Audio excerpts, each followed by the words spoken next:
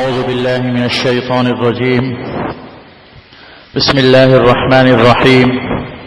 والذين يتوفون منكم ويذرون أزواجا وصية لأزواجهم متاعا إلى الحول غير إخراج فإن خرجن فلا جناح عليكم فيما فعلن في أنفسهن من معروف والله عزيز حكيم.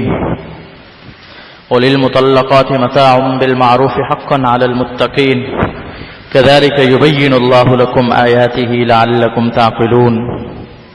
اللہ تعالیٰ نے ارشاد فرمایا، اور وہ لوگ جو مر جائیں تم میں سے اور چھوڑ جائیں اپنی عورتیں تو وصیت کر دیں اپنی عورتوں کے واسطے کہ خرچ کر دینا ہے 1 سال تک بغیر نکالنے کے گھر سے. بس اگر وہ عورتیں خود نکل جائیں تو تم پر کچھ گناہ نہیں اس میں کہ وہ کریں اپنے حق میں اچھی اور بھلی بات، اور اللہ تعالی حکمت والا زبردست ہے. اور طلاق دی ہوئی عورتوں کے واسطے خرچ دینا ہے قاعدے کے مطابق، لازم ہے متقی پرہیزگار لوگوں پر. اسی طرح بیان کرتا ہے اللہ تعالیٰ تمہارے لیے اپنی آیتیں شاید کہ تم سمجھ لو. زمانہ جاہلیت میں اگر کسی کے شوہر کا انتقال ہو جاتا تو اس کی عدت 1 سال تھی. اسلام میں بجائے 1 سال کے 4 مہینے 10 دن مقرر ہوئے، جیسا کہ پیچھے آیت میں گزر چکا. لیکن چونکہ اس وقت تک میراث کا حکم نازل نہیں ہوا تھا اور بیوی کا کوئی حصہ میراث میں مقرر نہیں ہوا تھا، بلکہ اولاد کے علاوہ باقی سب رشتہ داروں کے حقوق کا دار و مدار مرنے والے کی وصیت پر تھا، اس لیے عورت کی اتنی رعایت رکھی گئی کہ اگر عورت اپنی مصلحت سے شوہر کے ترکے کے گھر میں رہنا چاہے تو سال بھر تک اس کو رہنے کا حق حاصل ہے، اور اسی مال میں سے وراثت میں سے اس عدت کے زمانے میں اس کو نان نفقہ بھی دیا جائے. اور شوہروں کو پہلے حکم یہ تھا کہ اس طرح کی وہ وصیت کر کے جایا کریں. اس آیت میں اسی کا بیان ہے. چونکہ عورت کا حق تھا اس لیے عورت کو اختیار تھا کہ اپنا حق لے یا نہ لے. ہاں گھر والوں کے لیے، وارثوں کے لیے گھر سے نکالنا جائز نہیں تھا، لیکن خود عورت کو اس بات کا اختیار تھا کہ وہ عدت پوری کرنے کے بعد اس گھر میں نہ رہے، اپنا حق چھوڑ کر چلی جائے، کہیں جا کے نکاح کر لے. البتہ عدت کے اندر نکلنا، نکاح کرنا یہ سب گناہ تھا. لیکن اگر عورت منع کرنے کے باوجود بھی چلی جاتی، نکل جاتی تو اس کا گناہ واضح بات ہے. وراثت وارثین پر نہیں تھا، خود اس کے اوپر تھا.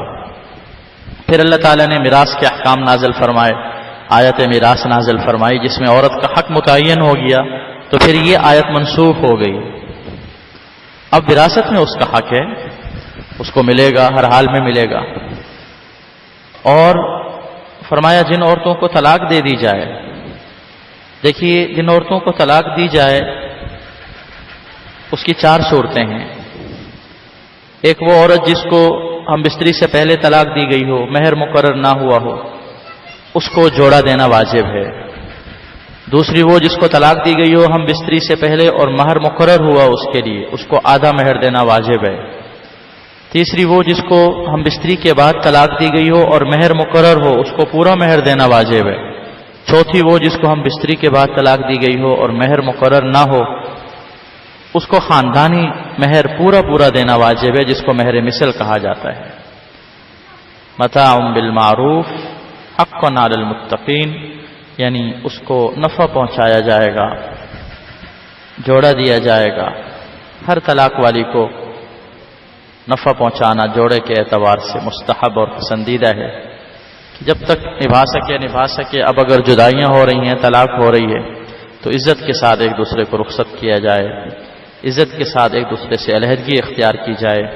اللہ فرماتے ہیں ہم نے سب کچھ تمہارے لیے کھول کے بیان کر دیا ہے، واضح انداز میں بیان کر دیا ہے، اس لیے تاکہ تم عقل سے کام لو، سمجھ سے کام لو، عمل کرو ان پر. یہ نکاح اور طلاق کے احکام اللہ نے جو بیان کیے ہیں یہ اللہ کے بیان کردہ احکام اور حقوق ہیں. ان تمام حدود کی رعایت رکھو. طلاق اور نکاح کے معاملات شریعت کے مطابق کرو، اپنی من مانی کے مطابق، اپنی رسوم اور رواج کے مطابق، اپنی خواہشات کے مطابق ان چیزوں کو نہ کرو. اسلام ہمیں ہر چیز کے بارے میں احکام سکھاتا ہے. معاملات کے بھی مسلمان بننا چاہیے، جیسے عبادات کے مسلمان ہیں، معاملات، معاشرت، اخلاق کے بھی مسلمان بننا ضروری ہے.